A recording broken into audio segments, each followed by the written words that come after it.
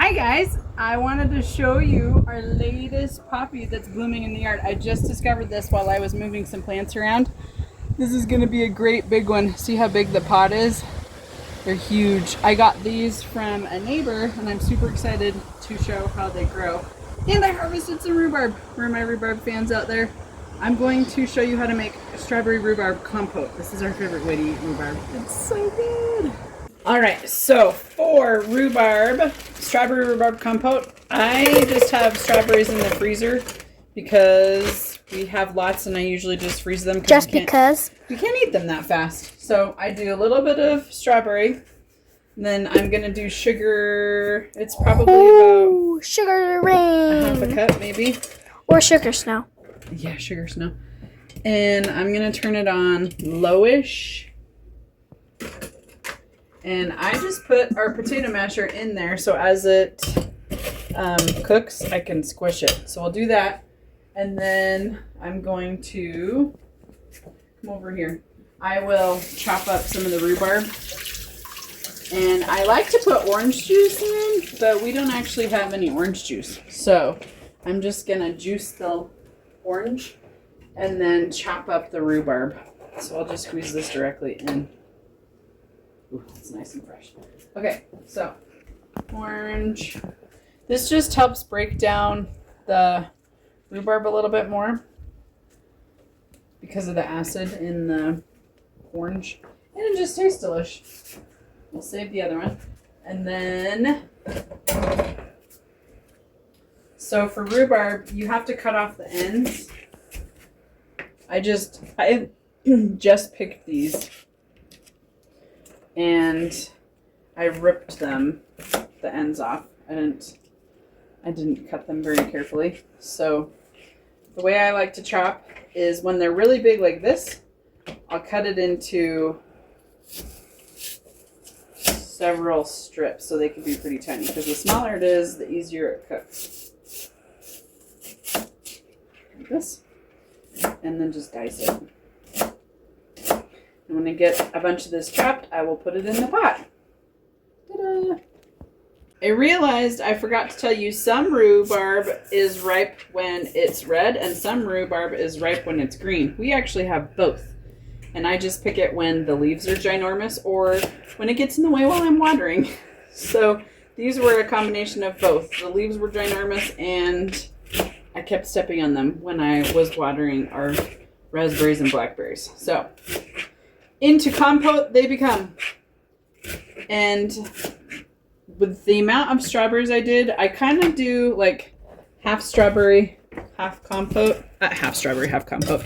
Half strawberry, half rhubarb. So this is probably about a cup and a little bit. So I'm going to do a great big handful. Bloop. And does that look good, Cowbell? Is that a good ratio? Yeah. That's literally all you do. You put in the strawberries and sugar to taste, and if you like the orange juice or a fresh orange, and then you literally just let this cook. It's on a little over low, and I just let it, right here. I just let it cook until it gets a little mushy and it'll get bubbly. So I'll show you the process, but it's as simple as that. You just mush it and cook it, and we put it on pancakes and everything. Yogurt in our cereal. We put it in everything. Oh, it's so good. Plain. Anyway, that's progress. We already had some rhubarb in the freezer, so I just grabbed the bag out, and then we just have it when I feel like making compote or when we have strawberries. But I'm literally just going to dump it in the bag and stick it back in the freezer. And it lasts quite a while in the freezer. This is from last summer, so we haven't quite finished it yet, but just that, you stick it in and then put it back in the freezer.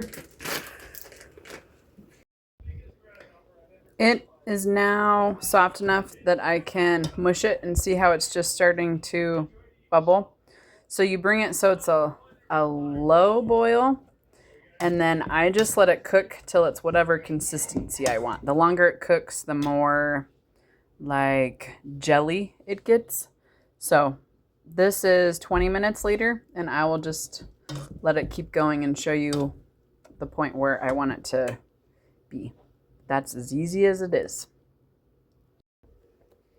This is an hour later. I've stirred it probably 4 or 5 times. I try to do it maybe every 15-20 minutes and see how it's getting nice and thick.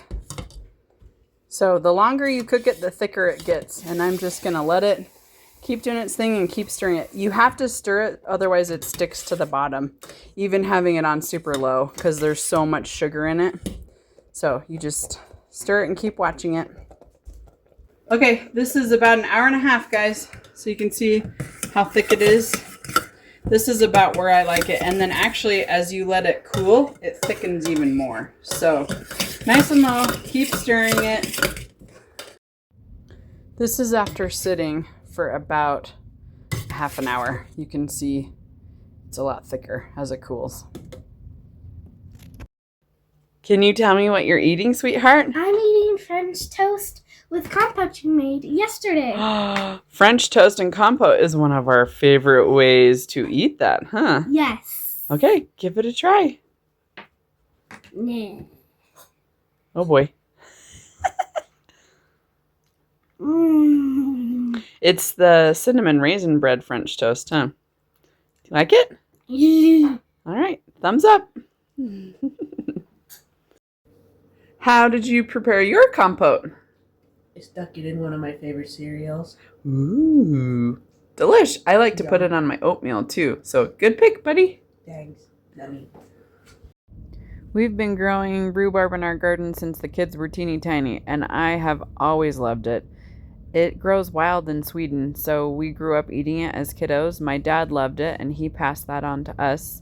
And now my kids like to eat it. So rhubarb has been one of our very favorite things since the kids were tiny. And you can put it on all kinds of stuff.